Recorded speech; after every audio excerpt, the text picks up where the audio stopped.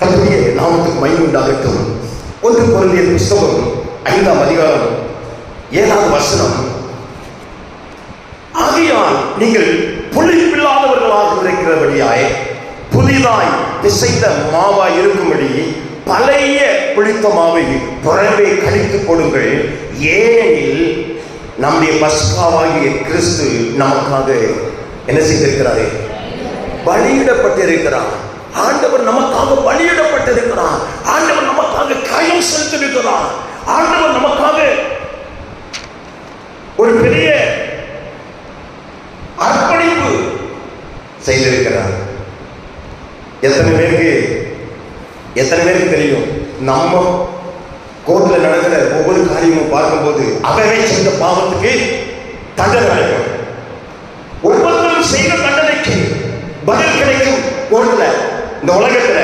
ஆனால் இங்கு திருச்சபைக்குள்ளாக நாம் பேசுகிறது இயேசுவுடைய சமூகத்திலே மாத்திரம்தான் நம்ம செய்த பாவங்களுக்காக அவர் கல்வாரி சிலுவையிலே அவர் எல்லாவற்றையும் சகித்து ஒரு தியாக மனப்பான்மையாய் அவர் வெளிப்பட்டார்.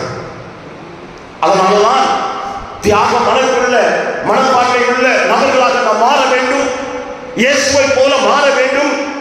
நாம் தியாகம் உள்ளவர்களாக நாம் உலகத்தில் இருந்து, பாவத்திலிருந்து, சாபத்திலிருந்து விடுதலையாக்க பிரயாசப்பட்ட இயேசுவை நோக்கி பார்க்க வேண்டும்.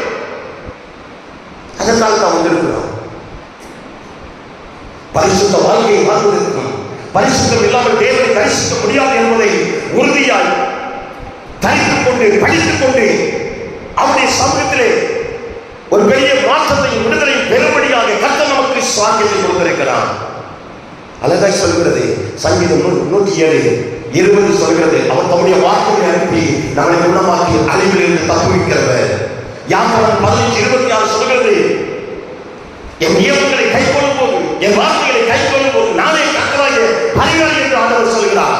அந்த வார்த்தைகளை பார்க்கும்படியாக, வார்த்தைகளை கேட்கும்படியாக வந்திருக்கிறது. நாம் மறுபடியும் ஆண்டவரே ஸ்தோத்திரம், என்னை அர்ப்பணிக்கிறேன், என்னை தகுதிப்படுத்துகிறேன், என்னை ஒப்புக் கொடுக்கிறேன் என்ற நிலைக்குள்ளே நீங்கள் இருப்பீர்களானால் ஒரு வார்த்தையாவது உன்னை பற்றி இன்னைக்கு ஒரு மாபெரும் விடுதலை, ஒரு மாற்றத்தோடு கர்த்தர் கொண்டு போக அவர் போதுமானவராக இருக்கிறார்.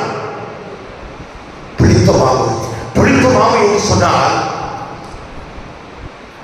நம்முடைய வாழ்க்கையில் பிடித்த மாவை போல, பிடித்த மாவு எதை குறிக்கிறது என்று சொல்லி எத்தனை பேருக்கு தெரியும்? நிறைய பேருக்கு தெரியும். கொஞ்சம் மாவு இருந்தால் போதும், எல்லாத்தையும் நினைச்சிக்கிறோம், பிடிக்க வைக்கிறோம். ஆகையால் நீங்கள் பிடிப்பில்லாதவர்களாக இருக்கும்படியாக